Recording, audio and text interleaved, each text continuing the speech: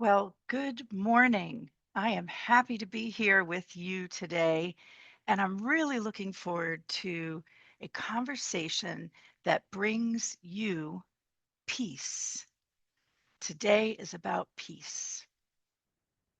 And I'm thinking about the father of mindfulness, Thich Nhat Hanh, a Zen Buddhist monk, a poet, a peace activist, an author who popularized mindfulness in the West. He taught that living in the present moment through mindfulness fosters inner peace, which can then spread to the rest of the world. He authored over 100 books, and my favorite of his books is The Miracle of Mindfulness. In that book, he says peace must begin within ourselves. The practice of sitting quietly, walking mindfully, taking care of our body, releasing the tension in our body and in our feelings. That is why the practice of being peace is at the foundation of the practice of doing peace. Being peace comes first. Doing peace is something that comes from that foundation. So today is all about peace. Are you ready? It's time for some real talk.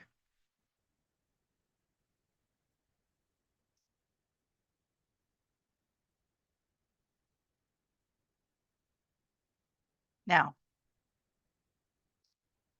every text you don't answer, every meeting that runs long, every do you have a second that turns into 30 minutes, they all land in one place, your nervous system. We talk about stress like it's a calendaring problem. It's not, it's an overload problem. And here's the uncomfortable truth. If you live every day at the edge of your capacity, your body is eventually going to make a decision for you. It will choose shutdown over blow up, collapse over combustion. Peace is not what finally appears when your inbox is at zero and everyone in your life is behaving. Peace is not the vacation you booked 6 months from now. Peace is not once I get through this season. Peace is a skill, a stance, a repeatable way of coming home to yourself, even when the outside world refuses to cooperate. There's a Japanese concept I love called nintai. Nintai, Nintai, one word. Nintai means to endure and be patient. Nintai is staying steady when you want to sprint, trusting the process when nothing seems to be changing, becoming unshakable because you've learned how to wait on purpose. Nintai is the quiet courage to keep showing up while growth takes the time it needs. Let's just think about that concept for a moment. Nintai. Today on Human Being with Dr. Susan, we're talking about peace, centering within, not as a spa day fantasy, but as a leadership competency, a health strategy, and frankly, a quiet act of rebellion in a culture that worships urgency. We're going to move through 4 experiences today. First, the quiet center. Real stories of people who found an inner anchor in the middle of grief, chaos, and uncertainty. The second experience will be the physiology of peace. What actually happens in your body and your brain when you shift from frazzled to grounded, and why it changes how you lead. The third experience of peace will be around practices of centering, practical tools from close your loops to boundaries, music, and something I call lucidata moments. Lucidata moments to help you return to yourself during real life, not retreat life. And then finally, the fourth experience we'll have today around peace is healed lives, open futures. What becomes possible when peace stops being a someday reward and becomes part of your daily operating system? What if you could do that right now? So take a breath, unclench your jaw, drop your shoulders a quarter inch. Because this hour isn't one more thing to perform, it's a chance to remember who you are underneath the noise. I'm Dr. Susan, and this is Human Being.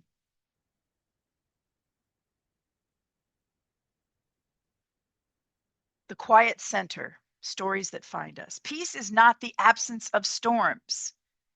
Peace is the presence of a center. In this first segment, I want to bring to you three places: an ICU waiting room, a snowstorm in Delaware, and a hospital parking lot at 2 a.m.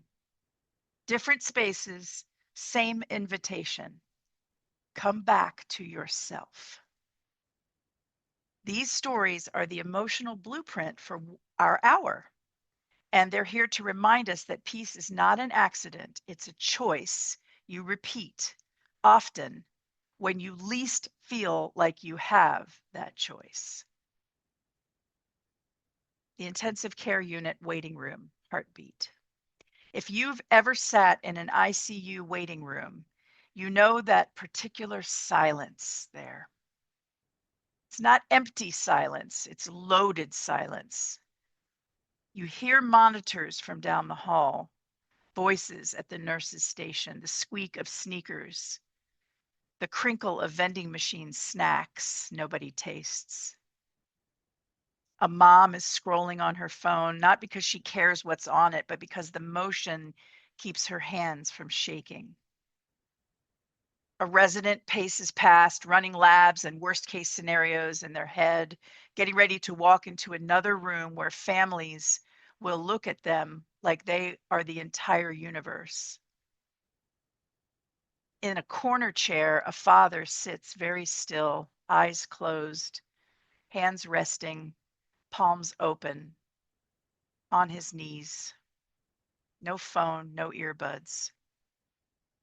And every few minutes, he takes a slow, deliberate breath in, 2, 3, 4, hold. Out, 2, 3, 4, 5, 6. A nurse finally checks on him. Are you okay? Do you need anything? His eyes open and he says quietly, if I let my mind run where I want it to go, I won't be of any use to my child when the doctor walks in. So I'm practicing being here when that moment comes. That is peace. Not denial, not fake optimism, just a fierce commitment to staying present in the 1 square foot of reality he can actually influence: his own breath, his own body, his readiness to love. Peace does not erase fear, but it gives fear somewhere soft to sit. Now, a Delaware snowstorm reset. Years ago, we had one of those East Coast snowstorms, epic, the ones that laugh at your carefully curated calendar. Schools close, flights cancel, meetings evaporate. Your Outlook schedule suddenly looks like a blank white field. One leader told me later, that storm saved me. She'd been running at a pace her body had been protesting for months: stomach issues, headaches, insomnia, the whole stress bingo card. That unplanned snow day was the first time she sat without multitasking in what felt like years. During that snow day, she made soup. She played a board game with her kids. She watched the dog go absolutely feral out in the snow. And somewhere between shoveling the driveway and watching flakes drift past the window, she realized the world did not collapse when I stopped. Maybe my value isn't only measured in motion. Snow days don't fix systemic burnout, I'll be honest, but very occasionally life hands you a forced reset, a storm, a cancellation, a blocked road. And inside that disruption is a quiet question. If I had the courage, what would I stop doing on purpose? Sometimes peace is the hard decision to not refill every freed up minute. The snowstorm provided that perspective. And then, thirdly, the parking lot prayer. There's this specific kind of exhaustion that lives between the building and your car. You close the door, you drop your bag on the passenger seat, and you feel all the armor you wore inside slide off like a heavy coat. One physician shared a practice he created for that exact moment. Before he turned the key, he put one hand over his heart and one hand on the steering wheel and say out loud, "What I did today was enough. What I couldn't do, I release. Who I hurt, I will repair. What I learned, I will carry. Who I am is not the same as what I produced." 30 seconds, no candles, no crystals, just a tiny little closing ceremony between the hospital door and his front door. A ritual, a transition. We talk about work-life balance. Everyone hates that term because it's not possible. We talk about work-life integration, and suddenly we think we have control, like it's an architectural project. But sometimes peace is much smaller than that. Sometimes peace is the extra 30 seconds you give yourself in the car so you don't bring the whole ICU into your living room. Those micro moments of centering are not indulgent. They're how you keep your humanity intact in places that will cheerfully spend it for you. So let's go inside the machine, your brain, your body, your nervous system, to look at what peace actually is on a physiological level and why it might be one of the sharpest leadership tools you have. When peace becomes a leadership strategy.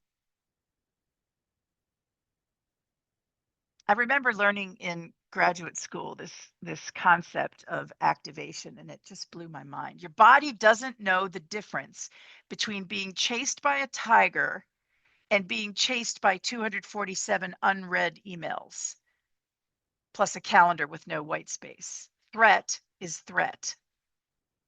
When your brain perceives danger, physical, emotional, social, it flips into survival mode.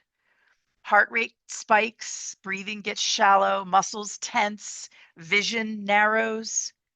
Your prefrontal cortex of your brain, the planning, empathy, creativity center, starts to dim, which is great if you're out running a bear, terrible if you're trying to lead humans or your own life.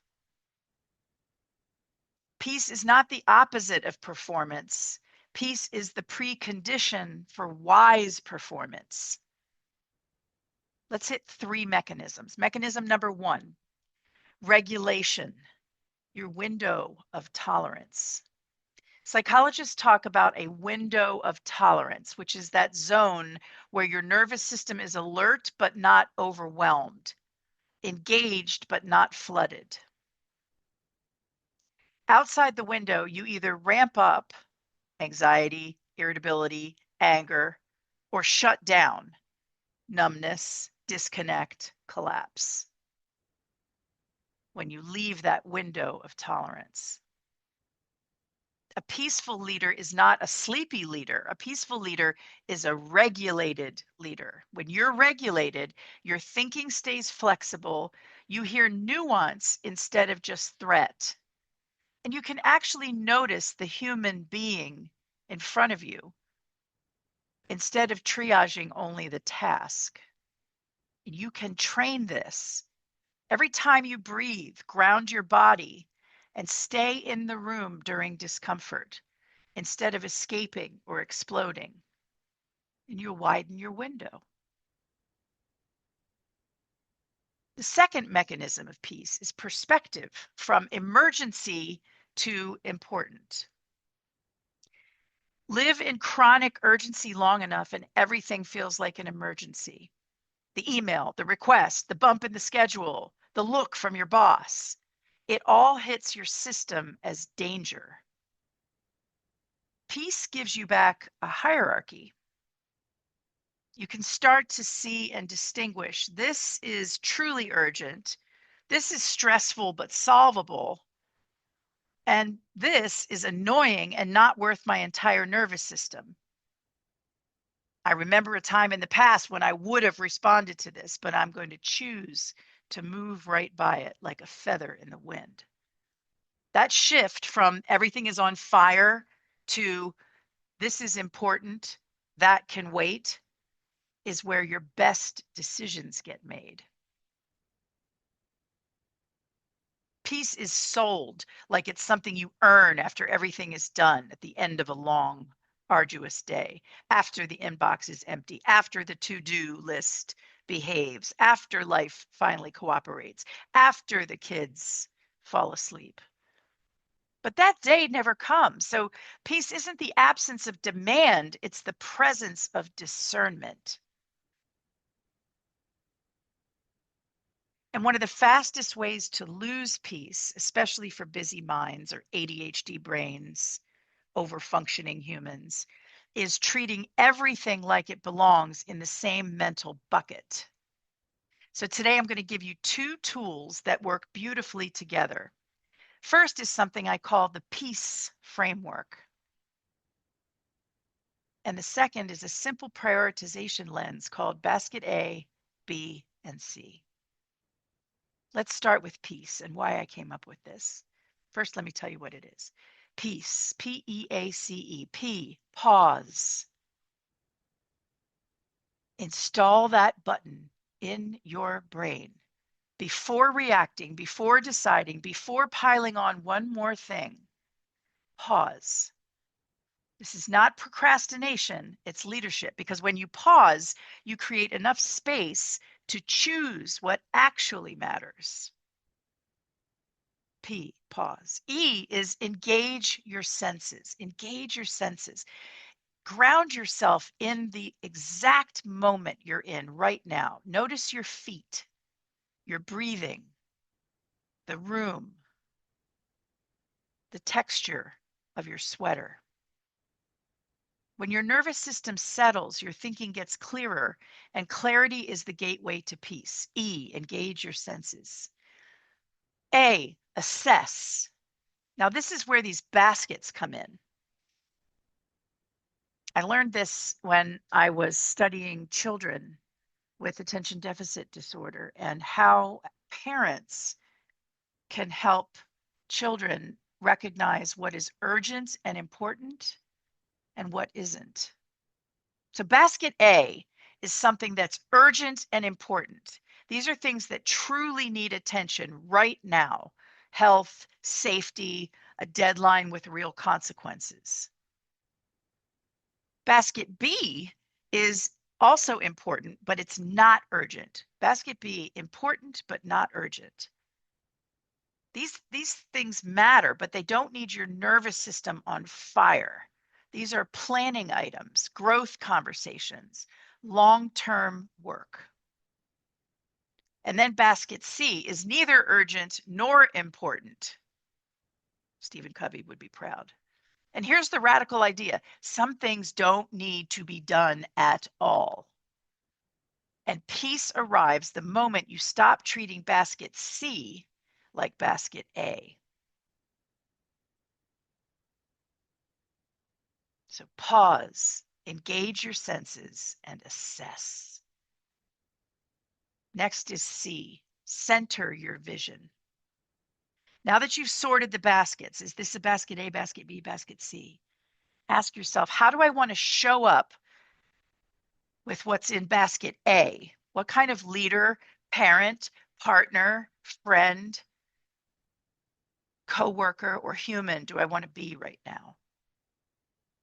Centering is not about doing more. It's about aligning your behavior with your values. C, center your vision. And then finally, E, execute with intention. Act one basket at a time. Handle basket A with focus. Schedule basket B with care. And release basket C without guilt. That's not avoidance, that is wisdom. If your mind feels loud today, it may not be because you're doing too little. It may be because you're carrying things that don't belong in your hands or your head. Peace. Pause, engage your senses, assess the basket, center your vision, and execute with intention. This is how peace becomes a practice, not a personality trait. Let me pause for just a moment and explain those baskets again, especially if you're new to these behavior change frameworks, or if your brain tends to run fast like mine. Think of your responsibilities in these three baskets. Basket A, again, urgent and important. If you don't act, there are real consequences. Reacting when your child is running out into the street. That is basket A. If I don't do it right now, dire consequences could happen. A sick child, a patient issue, a safety concern, a hard deadline that's due today, a conflict that's escalating and can't wait, a bill that must be paid now to avoid penalties. That's basket A. Basket B, again, important, not urgent. These matter, but they don't need your constant adrenaline. Planning for next month or next quarter, a meaningful but non-urgent conversation, your professional development, exercise, sleep, preventive health, relationship building and coaching conversations. These are all basket B, where peace is protected. Schedule these basket B items or they'll get crowded out.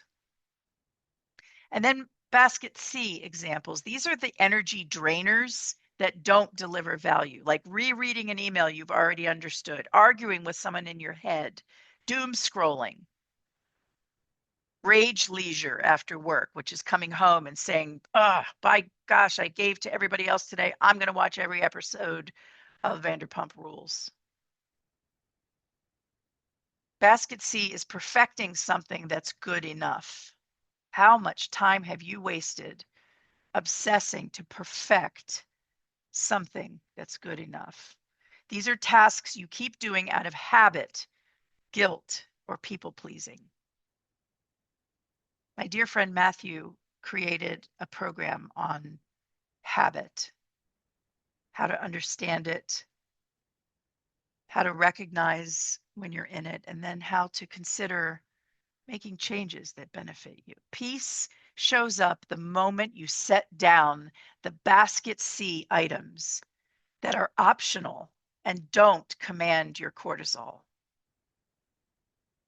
Bottom line to all this baskets and the peace model is that peace is not about doing more, it's about sorting better. What if that was the trick to a better life? Sorting better the incoming thoughts, demands, opportunities. When you stop treating basket C like basket A, your nervous system finally gets the memo. Peace doesn't arrive, peace is built, it's claimed. And most days it's built in small, unglamorous moments, right in the middle of noise, tension, and unfinished business. So if you're feeling unsettled today, if your mind is loud and your patience is thin, don't go looking for peace somewhere else. Pause, engage your senses, assess, center your vision, and then execute with intention. Peace becomes not a place you visit, but a way you lead yourself, moment by moment. If you know me, you might notice that I am becoming more peaceful. I'm not doing less. In fact, I'm probably doing a little bit more than I was before, but I'm centering in a truth that the here and now is all we have. The here and now, I look out the window where I am. I'm in a hotel room in Wichita, Kansas right now. We're visiting my father-in-law who's struggling to breathe and thinking about some important life decisions. This is all that matters. The third mechanism is presence. Presence, the currency that people feel. You cannot fake presence. People know when you're with them and when your eyes are technically open, but your brain has already sprinted to the next 3 meetings. Did you know that there's a study that shows that just having your phone out, even if it's turned upside down, even if it's only partially visible, having your phone out reduces the other person's sense of being present with you by 75%. Okay, leaders, next time you go into a one-on-one with your colleague, leave the phone out of sight. Peace expands your capacity to stay here and now. It lets you hear the question under the question. It lets you catch the tremor in someone's voice before they burn out. It lets you respond instead of reflexively reacting. In healthcare, in classrooms, in boardrooms, this is what people remember, not the spreadsheet, not the slide deck, the feeling that for a moment they had your whole attention. Presence is the human face of peace.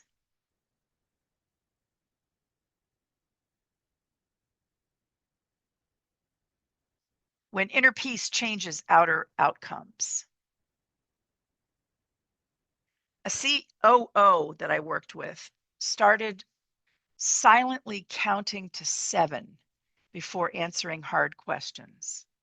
He wasn't stalling, he was breathing, scanning the room, and asking himself, what outcome do I actually want to cause here? As Brene Brown says, do I want to be right or do I want to get it right? That COO told me, my team thinks I've become more thoughtful. Really, I've just become less triggered. That's peace as a performance enhancer.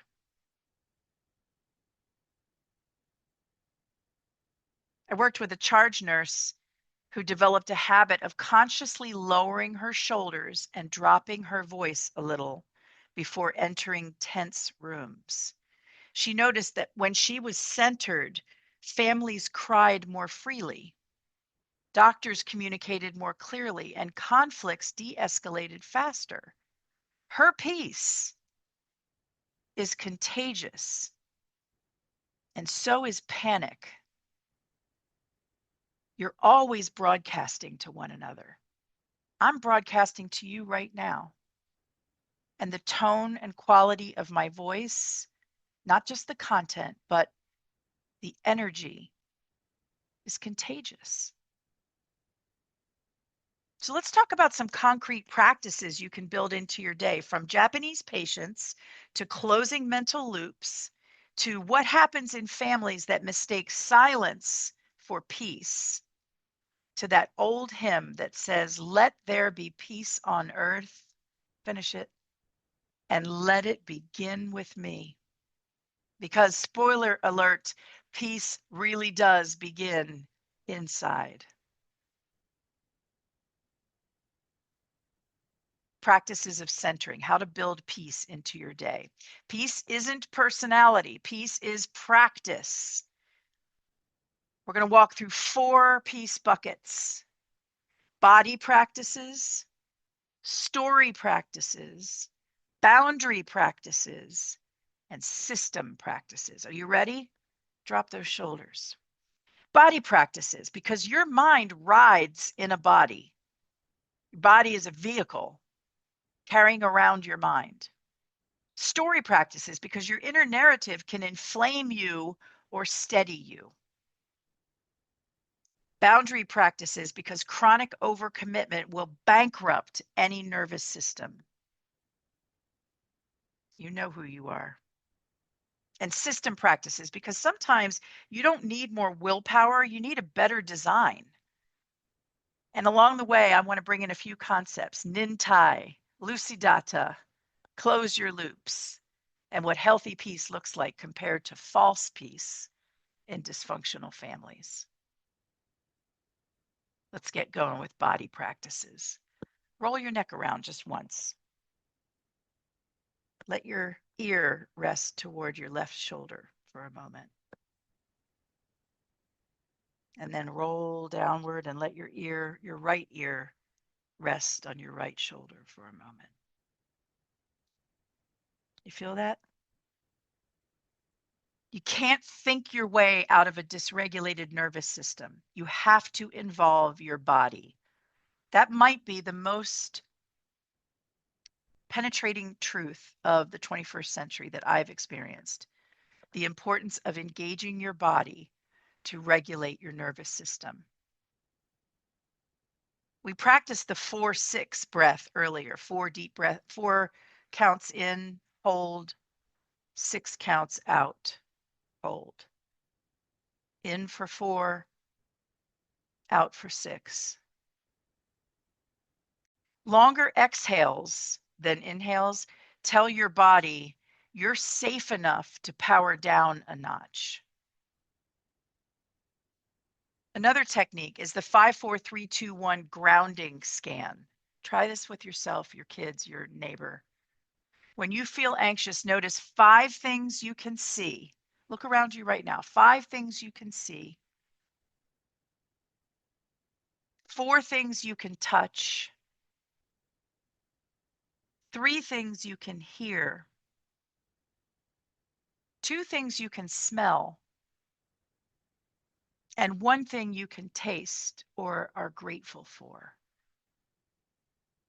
Engaging your senses. You're dragging your brain back from catastrophic future movies into the one moment you can actually influence now.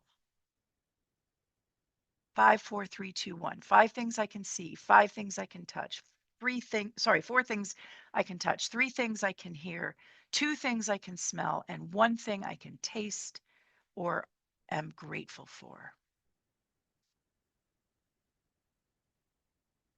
Next technique, micro movement. Between meetings, stand up, roll your shoulders, walk the hallway, shake your hands out. It looks small. It's not. You're literally discharging stress chemistry rather than letting it calcify in your muscles. This is nintai in the body. Not dramatic, not Instagrammable, steady, patient, disciplined care for the nervous system that carries you. How would you rate the level of care you've provided your nervous system? Well, I'll tell you what, I'm coming to you right now as a hard failure on that front, but I'm working at redemption and it's working. Body practices. Now, story practices, upgrading your inner commentary. Your brain has a hidden mode, a deep reasoning mode, and you only access it when you slow down enough to think. Remember, we talked about reflection, which is how you switch from autopilot to strategic advisor in your own life. So let's talk about a few story shifts from I must win this argument to I don't fight for respect. There's a line I saw recently. Confident people walk away from disrespect. Wounded people stay and fight to earn it. That hit me. When you find yourself explaining your worth on loop to someone who cannot or will not see it, that is not peace. That's your wound begging to be believed. Sometimes the most powerful move is to step out of the ring altogether and walk toward people and places where respect is the baseline, not a negotiation. From maybe it wasn't that bad to silence is not peace.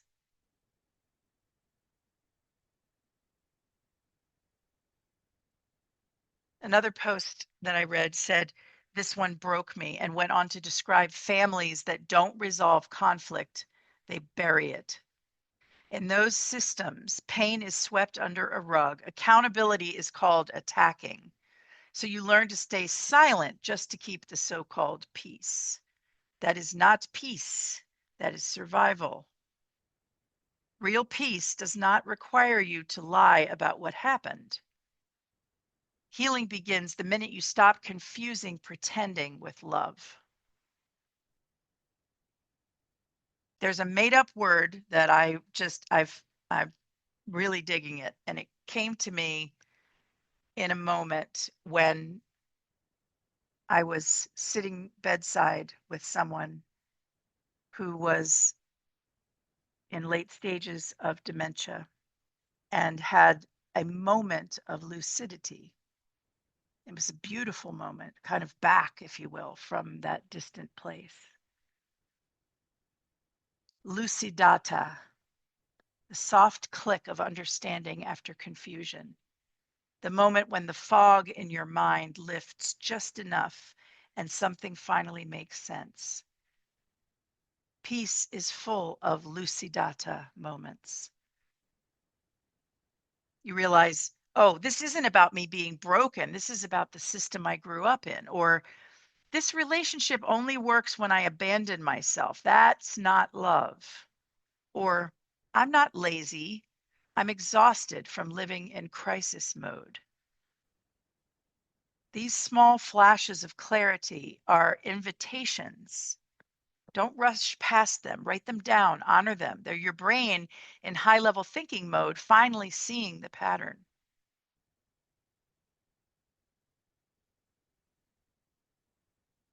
Third practice is boundary practices, closing your loops. Peace isn't something you stumble into. It's something you choose again and again, often in very small, unglamorous ways. There's this line that has followed me my entire life. It's echoed in scripture and song. Let there be peace on earth, and let it begin with me. This is a story about my mom. When I was a child, peace arrived once a week. Junior choir rehearsal. My mom was the junior choir director at our church. And my brother and I sang along with a room full of kids who had more energy than focus. There were whispers, wiggles, side conversations, plenty of reasons for my mom's frustration. And yet, my mom showed up centered, prepared, steady, calm. She never raised her voice. She didn't rush us. She brought us together. We wore these royal blue choir robes, heavy, grounding, almost ceremonial. And when we sang together, something shifted. The noise organized itself. The room settled. Our voices aligned. That was peace. Not the absence of movement, but the alignment of it. I didn't have language for this back then, but I do now. Peace doesn't begin out there. It begins internally when we stop carrying what doesn't belong in the present moment. And that brings me to something that may be quietly draining you right now. Open loops. This is important. If you're tired, really tired, it may not be your workload. It may not even be your sleep. It's your open loops, the text you haven't answered, the apology you owe, the decision you're avoiding, the conversation you keep postponing, the pile you keep ignoring on your desk. These don't disappear. They run quietly in the background of your mind, like apps you forgot to close. And they drain your battery. I've told you before, that pile of paper on your desk, that is not work. That, according to the Fly Lady, is a collection of delayed decisions. Mental clutter is more exhausting than physical work will ever be. Closing loops is an act of peace. Sending the text, even imperfectly, making the call, even when you're not quite sure what to say, admitting the mistake, deciding yes or deciding no. Each one brings your mind back into harmony, the way those voices came together in that choir room in our deep blue robes. When you close a loop, you're not just being productive, you're reclaiming energy, you're restoring focus, and you're choosing alignment over noise. Peace doesn't require a retreat or a perfect moment. Sometimes it requires a difficult sentence and the courage to finish it. So let's close this loop with one question. What are you carrying that you don't need to carry into next week? Close one loop and notice what happens. Let there be peace on earth, and let it begin right here with you. Open loops are one of the biggest peace leaks you have. It was Scott D. Clary, the entrepreneur, who says close your loops. And I love the way he frames it. He basically says the reason you're exhausted often isn't mainly your workload or your sleep. It's the unfinished stuff running quietly in the background. So once a week, I invite you to schedule a loop closing hour. Make a list of nagging items, the email that needs a yes or a no, the boundary you need to articulate, the bill you need to pay, the appointment you've been avoiding. And then move down that list. Send the text, own the mistake, book the appointment, decide. You're not just getting organized, you're reclaiming your psychological bandwidth. And for the loops you can't close yet, name that too. I'm deliberately not deciding X until after Y. Write it down. Give it a parking place so it doesn't ping your brain every 10 minutes. This is Nintai plus boundaries, enduring patiently, but not passively.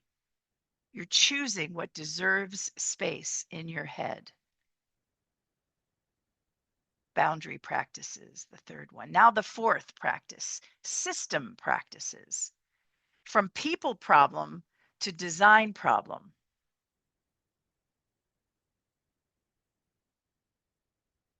If you want more peace, don't just demand more self-discipline. Design for the behavior you want. Put a place for everything and everything in its place in your own life, as Martha Stewart would say. A landing spot by the door so your keys aren't, finding your keys isn't a daily crisis. They call that a vie de poche, a place for things. A shared calendar so home logistics stop living in your brain alone. A 10-minute daily shutdown ritual where you choose what carries over to tomorrow and what gets closed. So we've talked about 4 practices: body practices, story practices, boundary practices, and system practices. And now I want to zoom all the way out to what happens to a life, a family, a team when peace becomes a silver thread, a through line, not a side hobby. Let's think about peace across the elements of the human story. When we talk about peace, we often talk about it like it's fragile, like it's rare, like it's something we hope for but don't quite expect, something out of our control. But peace has been showing up in the human story for a very long time, not as a feeling, but as a function. You can see it in literature, in War and Peace. Leo Tolstoy doesn't end the story with victory. He ends it with reconciliation, because peace isn't about winning, it's about resolving what's unresolved. One of my favorite authors, Viktor Frankl, wrote that peace comes from meaning, not circumstance. That even in suffering, a human being can find steadiness when their values and actions align. Hermann Hesse in Siddhartha, my high school term paper. Peace arrives not through striving, but through integration, when the noise inside finally quiets because nothing is being resisted anymore. Literature teaches us that peace is internal coherence. Science says the same thing, just in a different language. Let's look at science for a moment. In the body, peace is regulation. It's the parasympathetic nervous system doing its job. It's the brain closing loops instead of running unfinished business in the background. Psychology tells us that open loops create tension. Biology shows us that ecosystems thrive not through dominance, but through balance. Peace in science is a system that knows how to return to center. The study of history gives us even another angle.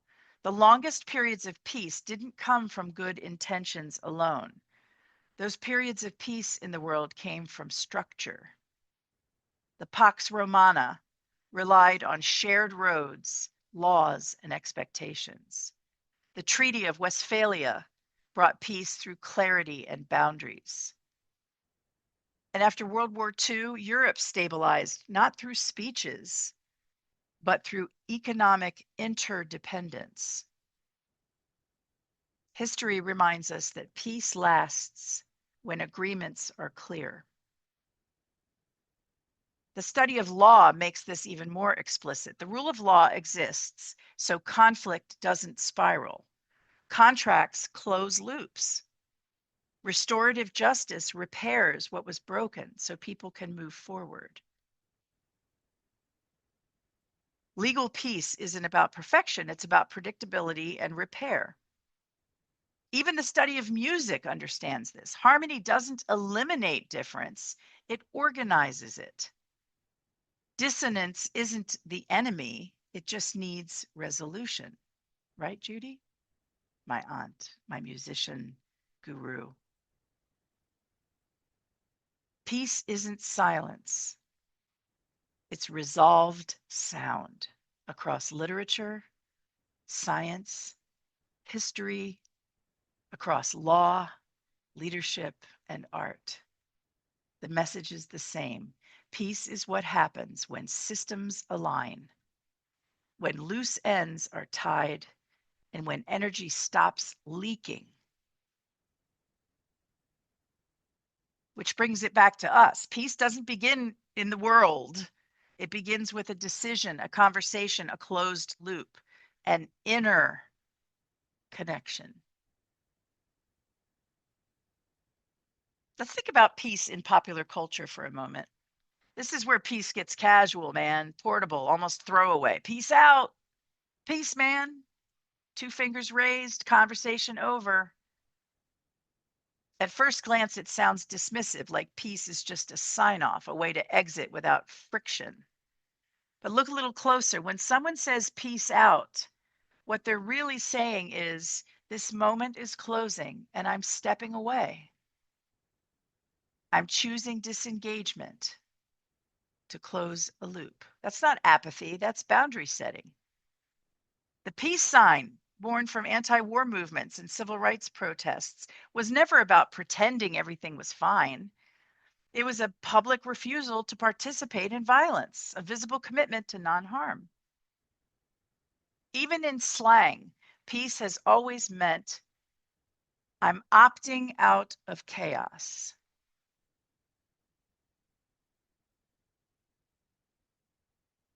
And that matters because sometimes peace isn't a treaty or a meditation practice.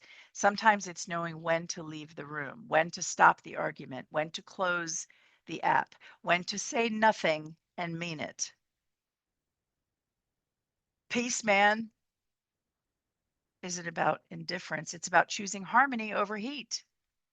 It's the everyday version of an ancient idea. You don't have to attend every conflict you're invited to.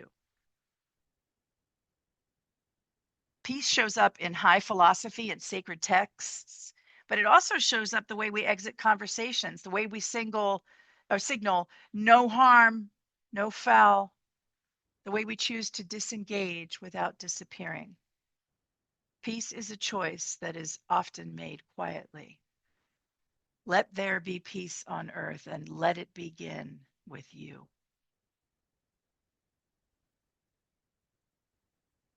Whether or not you grew up singing that hymn, Let There Be Peace on Earth and Let It Begin with Me, that line is a whole leadership philosophy. Not let there be peace on earth when everyone behaves, not let there be peace on earth after I've fixed everyone else. Let it begin with me, with my nervous system, with my calendar, with my boundaries, with my willingness to tell the truth about what hurts and what heals. Peace is rarely cinematic. It doesn't crash through the ceiling with violins and special effects. Peace tends to slip in quietly through very ordinary decisions, like you choose to step away from disrespect instead of fighting to earn basic decency. You choose to say, no, that didn't just disappear. We need to talk about it instead of swallowing your voice in the name of false harmony. You choose to close 3 loops instead of doom scrolling.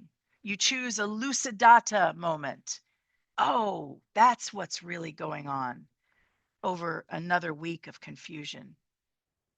Peace is not passive. Peace is direction. It's the decision to live from your center. Can you feel? Put your hand over your chest for a moment, over your heart. A decision to live from your center instead of your chaos. Feel your chest rising slowly as you breathe. That's your center of peace.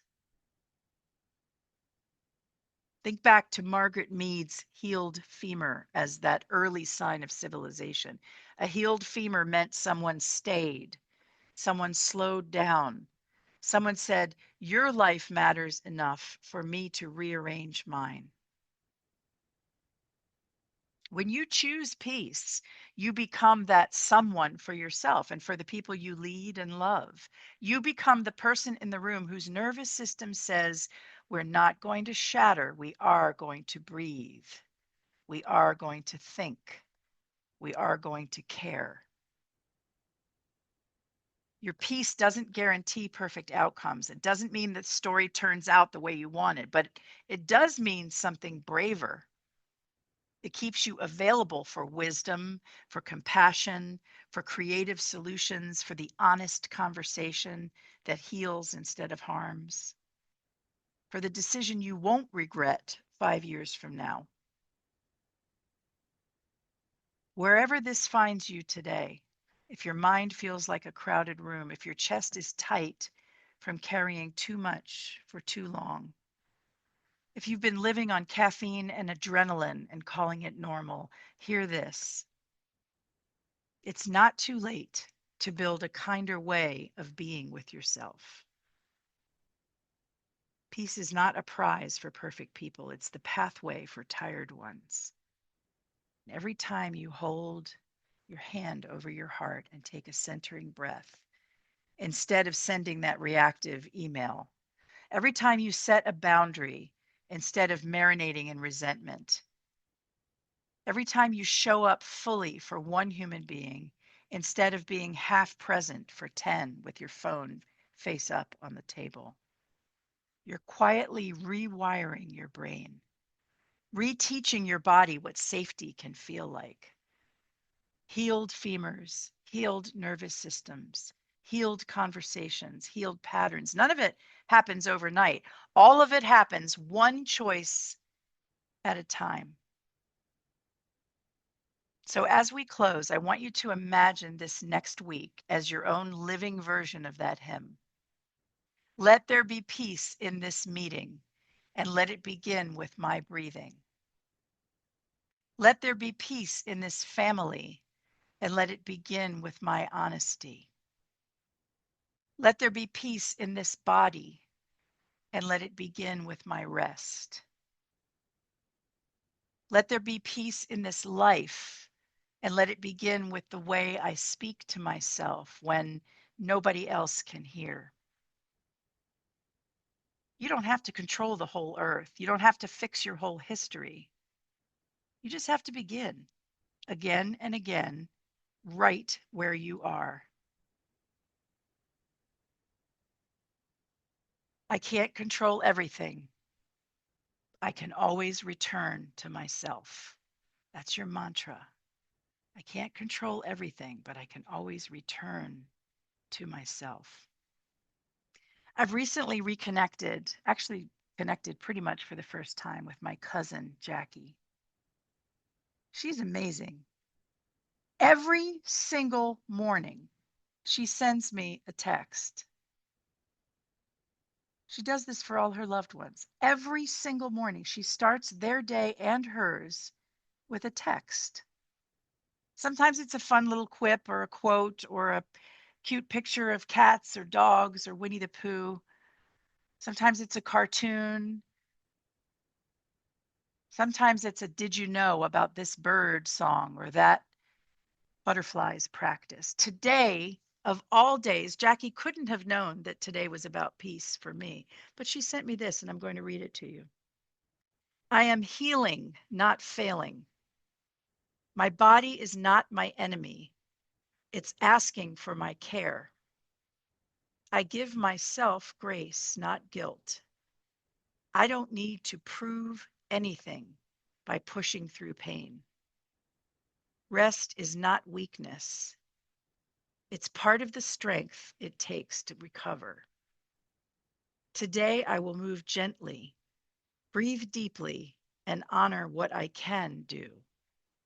That is more than enough.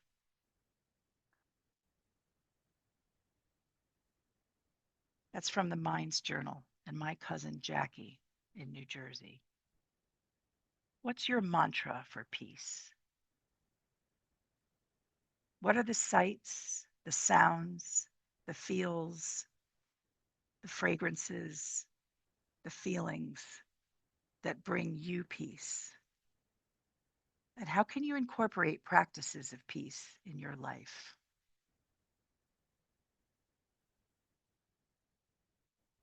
The mantra I've been using recently, it's very simple. It's 3 words. I am enough. And the more I practice that, the more it becomes embedded in my neural pathways. I am enough. And the times when I need that phrase the most are the times when I'm least able to access it.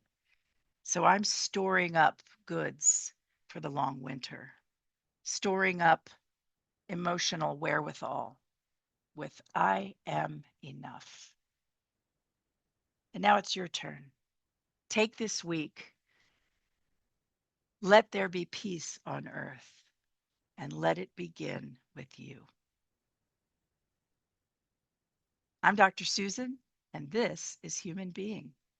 I hope you'll join me next week and every week at 10 a.m. Eastern, right here on Sandcastle Radio. America's hottest online variety and music station. Peace out, man.